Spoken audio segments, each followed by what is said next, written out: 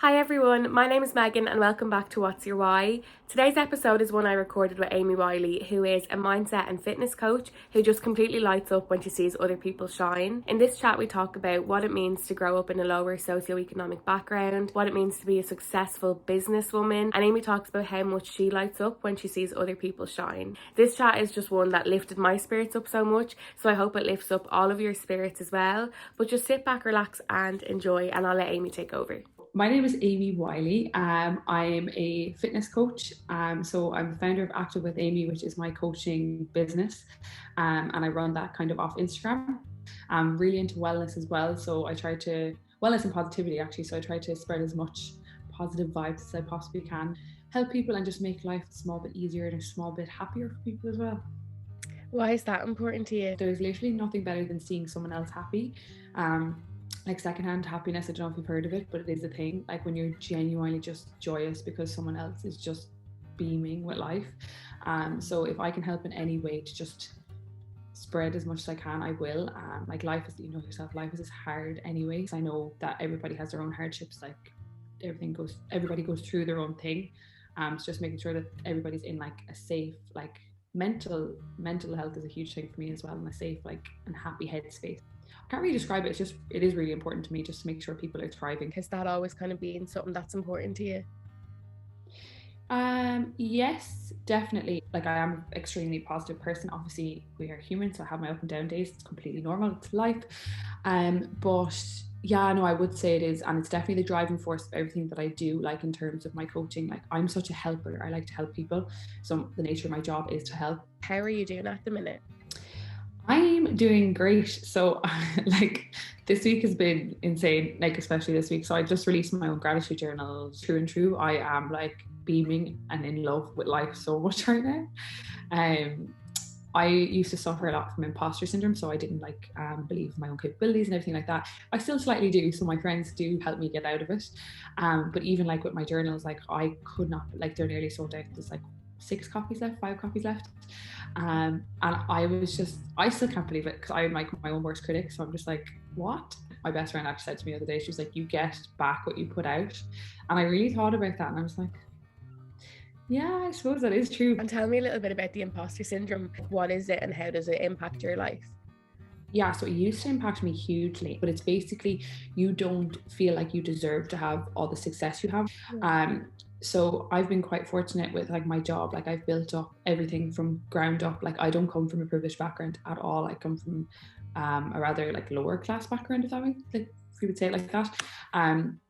But I never would actually see that myself. And again, back to my best friend, it's my best friend that had got me into like a mental space of being like, Amie, like you did this. It is a very tough thing to get out of, but again, it's something you just have to work on. I do find journaling quite helpful. So like there will be sometimes like within the month or something I'll journal, and the title of my journal will be I'm proud of.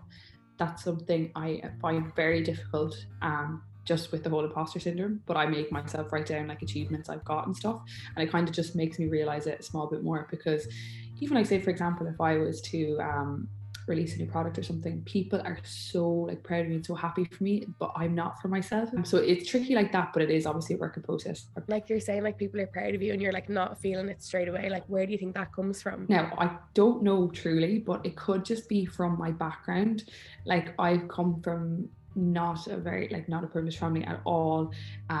Like we've struggled all our life type of thing. So I think I'm just used to like obviously conditioned to that way of life. So now that I've broken free of that and I am successful in a sense, it's just like kind of it's like foreign to me basically, because I just never grew up around like successful people. But I would not change my background for a second, because I am the person I am because of it. Yeah. And I'd love, like, if you're comfortable, like, just to understand a little bit about what that background was for you.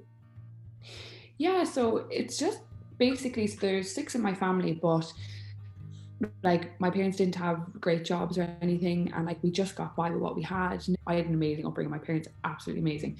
But it's just like the kind of, I hate saying the word class, but just the class I come from, if that makes sense. Nothing bad at all, but it's just we didn't come from money. We never have money still. My parents wouldn't, like they just get by day to day. Is there anything that your past has kind of taught you, or any lessons that you've got from your past that you bring through to today? money does not bring me happiness. Obviously I appreciate it and it can add to it when you do have a small bit more, because you can do a few more things. But again, coming back to gratitude, which is something that's so important to me, every little thing in life brings happiness if you just look for it. When I feel like you have a lot of money, things become really materialistic and you try to look for material things for happiness, and there's only so much you can do, because you could buy the best thing in the whole world, it'll last for 2 days and then you want to go again and again and again. Whereas if you can truly be happy, like inner, and gratitude really, really helps with that, you will notice the little things around you and the things we take for granted, because often it takes people a big shock in their life to notice the little things that were important. Where do you think your mindset comes from? I honestly have no idea. I am so different to my whole family. Do you know what, actually? It was definitely from my boyfriend. So my first ever boyfriend I got when I was 16. He is still my absolute best friend in the whole entire world, and like the greatest person I've ever met. And I feel like growing up with him from 16 to now, obviously, he has just brought me so much like I'm quite a confident person anyways, but anytime I would have a self-doubt, he'd always be there to be like, Amie, no. But then like it was just reassurance in my own abilities too, so I definitely think it 100% came from that. But luckily I'm just such an optimistic person. Like I would regard that as something that I would identify as just an optimist, regardless of any external factors at all. Yeah, going self-employed and like with your own brand and everything, like what's that journey been like? Been crazy. Never in my wildest dreams expected this. So I've always been into fitness my whole life. I've played sports since I was like 8 years old, and I was really into the gym. I was like, oh, I'd love to just like, again, me and my helping nature, share like my workout videos to help people. So I started Instagram in 2017 and it absolutely blew up. But I never in my wildest dreams imagined that it would become my job, because I studied children's studies, psychology and French in college. So I always imagined I'd become a teacher. That's kind of what I had set out to become. And COVID happened, so I stayed here, and then I just worked in the gym. And it was within that gym that I realized that I have such like a impact in this industry. That was like the start of me getting out of my imposter syndrome, and I was like, okay, I actually think I'm like good at this. It's been random, but like, oh, it's been the best time ever, honestly. Yeah, and like what impact does fitness have on your life? I don't know if you've heard of a state of flow, but a state of flow is like when you get so immersed in an activity that you completely lose track of time. And they're the things that put me in my state of flow. And when we're in our state of flow, we are just so much happier. This is my psychology background coming out. But like genuinely, so it's completely shaped me as a person. Like even learning to work in a team environment, just motivation, believing in yourself, everything. Like there's so many positive aspects you can take from your hobbies in life that apply to like everyday life, work, relationships and everything like that. But it's a huge part of my identity, and like there's literally not a single day I don't exercise or I don't do some sort of sporty fitness activity. So it's huge. What's it like working with people that might have different mindsets than you when it comes to fitness? The longer I work in this, the more that I realize that the mindset is the thing I am so passionate about. Like I exercise people's minds before their bodies. Now, obviously, exercising their bodies helps their mind too, so it's all part of it.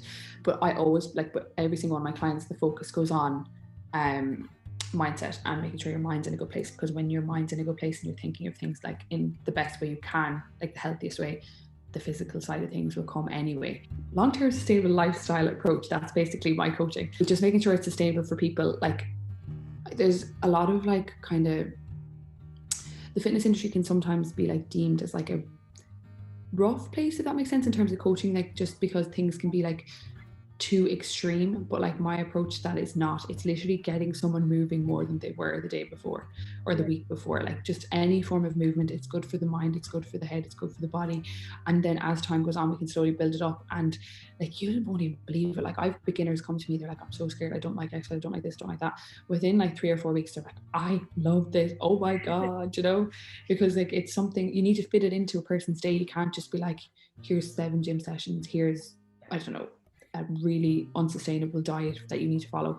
You need to be sustainable with it, and also be patient with people, because it's a process. It's not a thing that you can do in a set amount of time. It's something that you need to keep up long term and like form those habits so it's healthy. Like what's it like for you when you start off with someone who is a beginner and who's afraid, and then you see them get to the stage of I love this? I literally got goosebumps you were saying that. I was like, it's honestly the best feeling. Like just helping people in general sets my soul on fire. I'm like, if I can just make anybody's day easier or like happier or more positive or anything like that, it's just everything I look for in life. And like, I think that's why I kind of accidentally fell into what I'm doing now, because it's genuinely a passion. So it's not, I do not feel like I'm working any day of the week. Like, I just love what I do. Like, I genuinely still can't believe it's my job, but seeing people just so confident and happy in themselves, like, I cannot explain it. What's something that you're proudest of yourself for?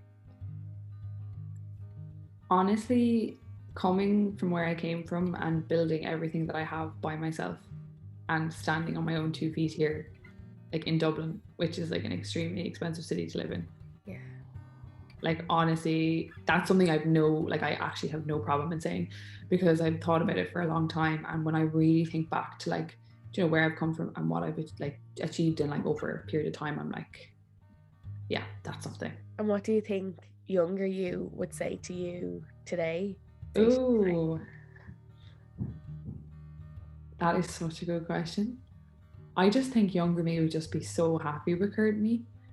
Like, I've done everything that I want to do.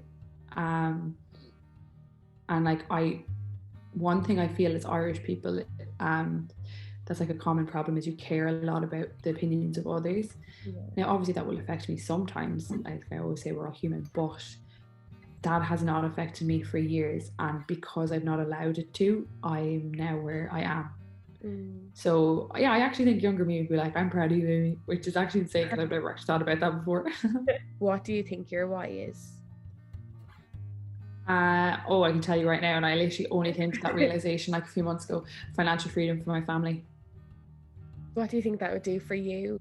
I'm like such a carer and an empath, so I feel like it would bring a lot more, say, freedom to my life and just happiness. Again, seeing other people happy, secondhand happiness is my thing. So just seeing them truly just not worry, not, you know, struggle with anything, and just live life, because I've lived life and I'm only 23 and I've done so much, and my parents haven't, and I'd love for them to be able to, and that would allow me to get them to that, if that makes sense. Like, I always just imagine, like, you know, getting them like a stunning, like, all exclusive holiday and just go enjoy yourself, don't think about money, it's all paid for type of thing. Like, that makes me so happy, because obviously my whole life I've grown up and it's been like